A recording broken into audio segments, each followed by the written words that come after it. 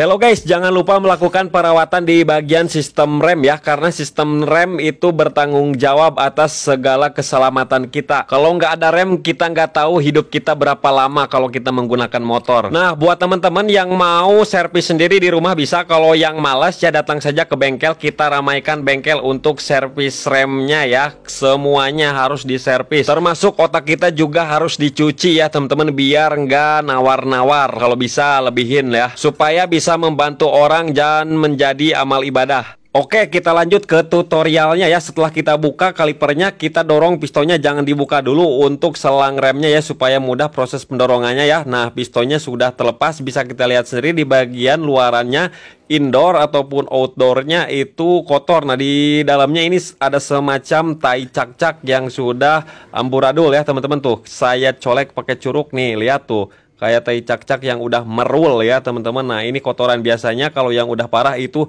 sampai kayak tai kotok, dagleg lebar kayak encer seperti itu ya. Kemudian kita lepas bagian baut selang remnya menggunakan kunci 12. Perhatikan di sini ada ring tembaganya ya, 2 biji ya teman-teman, itu untuk mencegah kebocoran. Kemudian untuk piston jang ini kan masih sulit ya, kita bisa semprot pakai angin, cuman kan yang satunya udah dilepas, jadi kita gunakan tang snap ring buka seperti ini. Nah, udah terlepas, bisa kita lihat sendiri di bagian pistonnya itu sudah berkarat, karena ini jarang banget perawatannya ya teman-teman, sehingga menyebabkan pistonnya ada karadak sedikit oleh karat. Kemudian di bagian sealnya ini ya, untuk o-ringnya kan itu ada 2. Yang besar itu untuk menahan oli rem supaya tidak bocor. Kemudian yang kedua, yang kecil itu untuk mencegah supaya debu tidak masuk ya. Nah, itu fungsi kedua dari o-ring tersebut. Apabila ada salah satu o-ring yang sudah rusak, maka harus diganti saja supaya piston tidak macet ataupun tidak seret. Namun di sini kondisinya dua-duanya masih bagus, cukup kita bersihkan saja menggunakan air sabun ya. Mau pakai bensin juga boleh, tapi hati-hati ya, o-ringnya jangan kena bensin ataupun cleaner. Kemudian di bagian master remnya kita lepas baut obeng plusnya ya. Alangkah baiknya kita gunakan obeng ketok seperti ini. Untuk yang bautnya sudah lama tidak dibuka supaya tidak terjadi selek ataupun dol-dol ya. Kemudian di bagian selang remnya kita lepas yang atas juga menggunakan kunci 12 ya. Hati-hati minyak rem yang kena bodi langsung dielap sama air ataupun kanebo ya. Nah, kemudian untuk switch remnya kita tojos dari bawah. Nah, udah terlepas. Kemudian tinggal kita protoli semuanya, karena di bagian master remnya juga ada sedikit mengerak ya.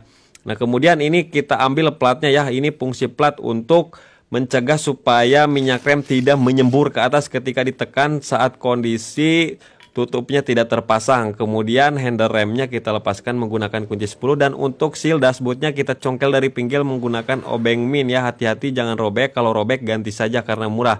Kemudian kita lepaskan bagian seal master remnya menggunakan tang snap ring tutup seperti ini. Nah, setelah saya bersihkan semuanya menggunakan air sabun, seal-sealnya saya bersihkan juga, cuci, dilap-lap dari tanah ataupun kotoran dagingnya. Tinggal sekarang proses pemasangan tuh, udah bersih, udah kinclong ya.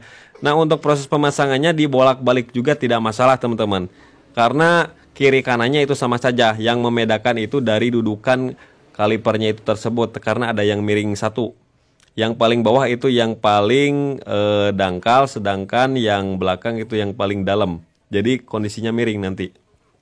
Nah, pasangnya seperti ini ya, dibolak-balik tidak masalah teman-teman. Yang penting jangan sampai tertukar yang besar dan yang kecil, karena tidak bakalan masuk ya. Jadi teman-teman yang baru nonton aja udah langsung bisa praktek. Kemudian perhatikan di sini untuk pistonnya harus dibersihkan. Kalau bisa diamplas halus ya, amplas 2000 ataupun dielap-laplas saja. Kalau misalkan kerak yang bandel itu karatan, itu dielap saja tidak cukup, harus diamplas. Jangan gunakan stemplet untuk memasukkannya. Kosongkan saja seperti ini, garing ya, tidak perlu pakai apa-apa teman-teman, supaya tidak mendage nantinya. Kemudian nepelnya kita pasang, kemudian di bagian bracket kalipernya kita kasih stemplet ataupun minyak rambut ya, ataupun grease CPT ya. supaya ada pelumasan, jadi pergerakan geser kiri kanannya itu lancar seperti ini teman-teman. Karena biasanya jarang banget yang memperhatikan di kalipernya ini ya, karena saya sering menemukan kaliper macet-macet ya akibat kurang perawatan. Pokoknya macet-macet kayak bayar hutang gak bayar-bayar, pokoknya macet teman-teman, jadi bikin pusing otak. Harga kampas rem sama pasang 20.000 ditambah kaliper macet, jadinya nambah waktu, pokoknya pusing, saya nggak mau lagi lah karena capek. Nah kemudian kita pasang kampas remnya ya. Namun untuk di sini kan tidak ada sepinya, harusnya ada sepi sengnya ya untuk menahan kampas rem. Tapi tidak apa-apa, nanti saja beli online lah karena lagi nggak ada. Kemudian pasang pennya, sepinya pasang. Kemudian perhatikan di bagian master remnya ini untuk dua lubangnya itu kan ada yang kecil, ada yang besar. Biasanya yang kecil itu tersumbat oleh kerak-kerak, maka dari itu semprot pakai cleaner ataupun kompresor, jangan sampai tersumbat. Kemudian di bagian master remnya kan ini masih bagus, belum bagel. Bersihkan saja pakai air sabun ya seperti itu. Kemudian pasang per, kemudian pasang ring, pasang sepinya.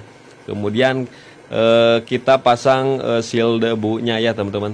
Nah harus lancar seperti ini, didorong-dorong harus membalik seperti ini, seperti Ultraman yang naik ke langit teman-teman. Nah kemudian pasang sealnya lagi seperti ini, dorong pinggirnya menggunakan obeng min, hati-hati jangan sampai robek. Kalau robek ganti saja. Kemudian kasih stemplet di sini supaya kayak keluar dari pabrikan ya, ada stempletnya seperti itu teman-teman, supaya lancar saat penekanannya itu tidak membagal-bagal teman-teman. Pasang langsung baut handle remnya, kencangkan murnya di bawah, pasang juga mur 10, kencangkan langsung. Nah setelah kencang seperti ini tinggal kita ngopi dulu ya, dan juga udut karena saya capek ngecoblak terus supaya teman-teman bisa paham. Nah kemudian setelah terpasang seperti ini, jangan lupa tadi sengnya dipasang lagi supaya saat kita tekan-tekan, saat posisi tidak ada tutupnya, minyak rem tidak nyembur ke atas. Pasang langsung bagian kalipernya ya. Kemudian bautnya kita kencangkan menggunakan kunci bintang T50, kita kencangkan secara manual saja. Kemudian di sini ada ring aluminium, harus seperti semula lagi ya, karena kalau ring aluminium sudah dipakai itu berbeda, ada yang rata, ada yang jeglong. Yang jeglongnya biasanya menghadap ke selang rem itu ya, yang rata itu di bawah, supaya tidak ada rembesan. Kemudian kencangkan menggunakan kunci 12. Dan di atas juga sama, ring aluminiumnya harus posisi semula, yang rata di dalam ya, karena kalau bekas itu suka jeglong gitu ya, kentob. Kemudian langsung isi minyak remnya secukupnya, kemudian sediakan sedotan. Kalau nggak punya sedotan beli dulu. Kalau nggak mau beli ya udah diamin aja sambil udut satu batang, nanti minyak rem bisa turun sendiri. Kendorkan saja baut nepelnya seperti ini. Tapi kalau pakai sedotan hemat rokok satu batang, langsung disedot, ini langsung bisa keluar gelembungnya ya. Tuh, gelembungnya bisa langsung keluar teman-teman. Jadi kita bisa hemat, tidak ngerokok dulu seperti itu teman-teman ya. Tuh lihat gelembung-gelembung dari baut nepelnya itu sudah keluar, biarin aja dulu. Nah kalau udah turun deras gak ada gelembung-gelembungnya, langsung kita kencangkan teman-teman, supaya proses pengerjaannya lebih cepat dan cepat cair uangnya ya. Bisa buat beli pempes, bisa buat beli seblak teman-teman. Nah kemudian sisa-sisa minyak remnya kita basuh pakai air ya, supaya catnya tidak rusak. Kemudian tutupnya kita pasangkan lagi, kemudian tekan-tekan handle-nya sampai dangkal. Nah ini udah dangkal ya, karena pistonnya udah mendorong kampas rem. Langsung pasang karet fiber dan tutupnya, kemudian bautnya langsung diganti saja pakai yang baru supaya lebih aman, tidak keras nantinya. Kemudian tes ya, putar rem, dan roda putarannya lancar sekali. Jadi begitulah tutorialnya, mudah-mudahan bermanfaat.